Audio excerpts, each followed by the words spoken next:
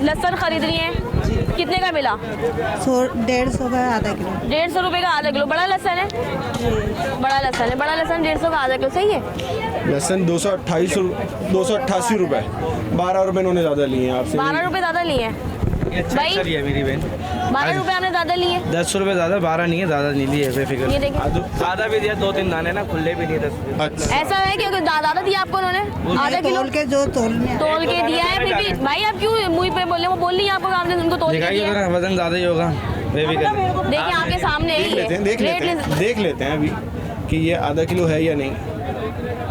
बस ज़्यादा ये 3 पाव से बेफिक्र। ये देखिए, अदरक थोड़ी आधा अदरक किलो। की है 10 रुपये मेरी बहन की। देखो इसमें अदरक पड़ी हुई है, इसमें अदरक भी पड़ी हुई है तो भाई। 3 पाव भट्टे भी तो रखा मेरी सिस्टर।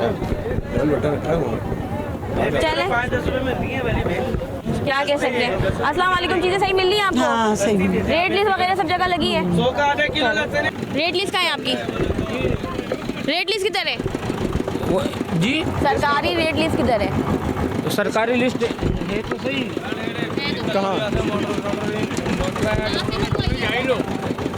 यहीं से मंगवाए, कहीं से नहीं, यहाँ से लिए। ये आपने लपेट के रखी हुई थी। भाई पटने मटर का रेट बताओ, मटर क्या हिसाब है? 100 का किलो चला रहा हूँ।